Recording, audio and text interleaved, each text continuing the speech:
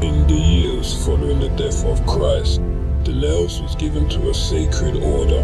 Powerful men over the years fought to possess the nails. So an elite band of priests formed the Soldiers of Christ and the Temple of Solomon, also known as the Knights Templars.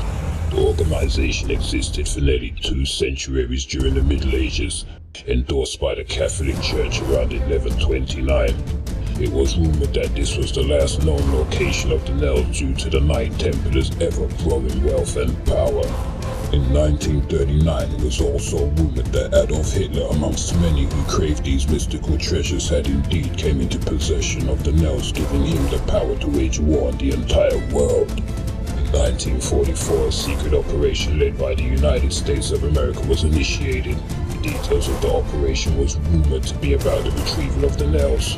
For years after the war, the existence of the nails was considered a myth.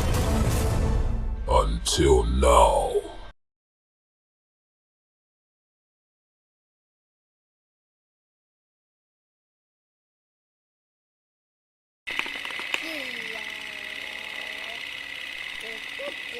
Yeah.